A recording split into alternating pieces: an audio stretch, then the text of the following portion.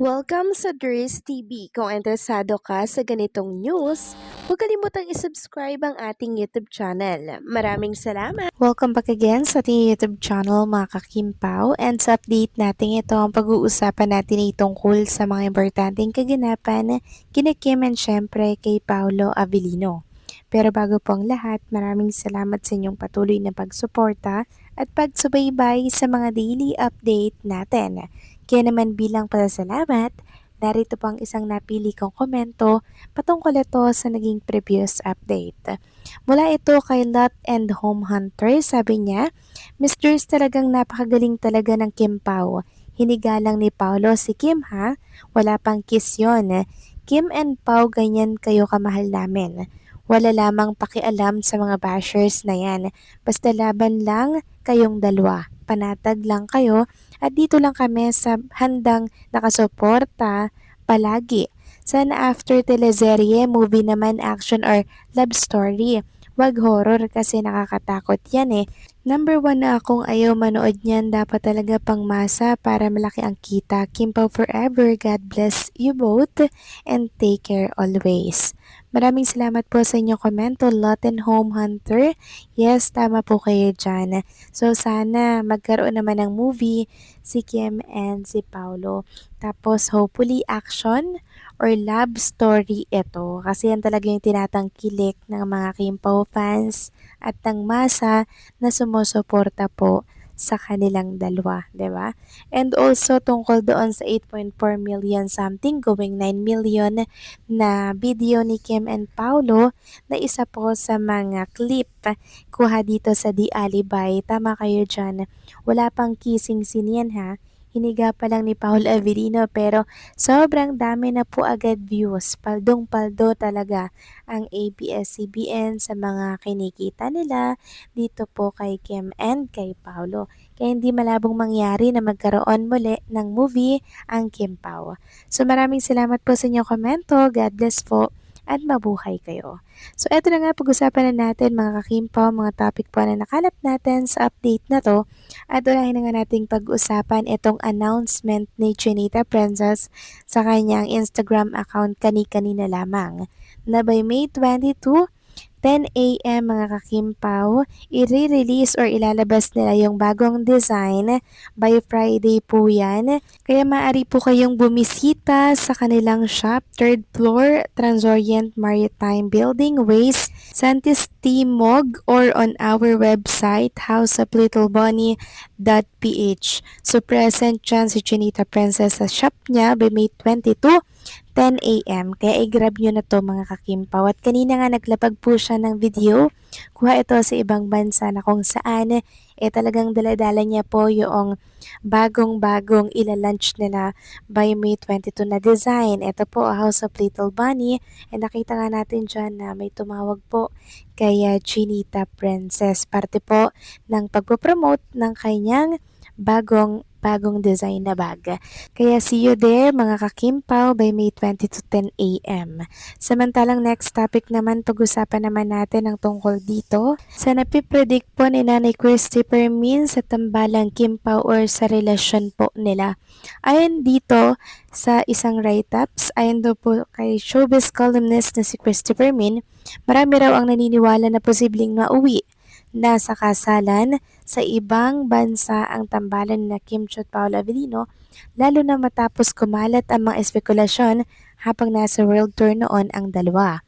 May mga ulat at fan theories pang nagsasabing kasama umano ng dalawa ang ibang kapamilya abroad, kaya lalo itong pinag-usapan online. So nakikita naman kasi natin mga kakimpaw yung lalim po ng samahan nilang dalawa, 'di ba? Na talagang pinapakita po nila sa publiko.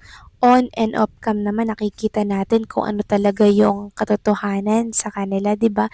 Kaya maging si Nanay Christy Permin, hindi po maiwasang magkomento or magbigay po ng kanyang opinion tungkol sa tambalang Kim Pao. Samantalang pag-usapan naman natin ang tungkol dito sa Bingo Plus na iniendorso po ni Kim Chu. So kagabi, 'di ba, nagkaroon po sila ng Bingo Plus night na kung saan nga po ay present dito si Chinita Princess. So meron po siyang inireveal mga ka-Kim Pao na isang partner niya pala itong Bingo Plus. Katuwang pala niya to mga ka-Kim Pao. Every time po every time na may charity siya or meron po siyang paayudang binibigay sa ating mga kapwa Pilipino. So kagabi lang po yan in-reveal ni Chinita Princess na yung mga endorser po or brand ambassador ng Bingo Plus every time po na meron silang pagtulong na gagawin.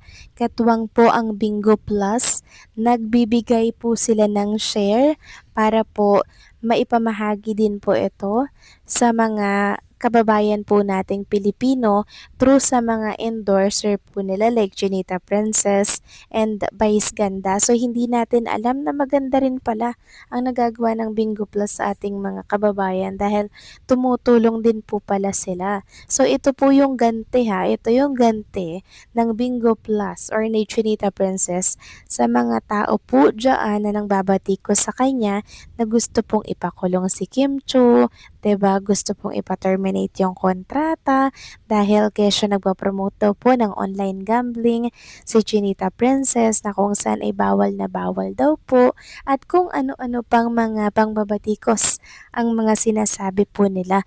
Ngayon, ito po yung ganti ni Chinita Princess. Inireveal niya nga dyan na kaisa niya po na tumutulong itong Bingo Plus. Kaagapay niya po pala ito. 'Di ba? Hindi lang po sinasabi ng Bingo Plus na nagbibigay sila ng pera para po ipamahagi ni Chinita Princess din sa mga kababayan po natin, 'di ba?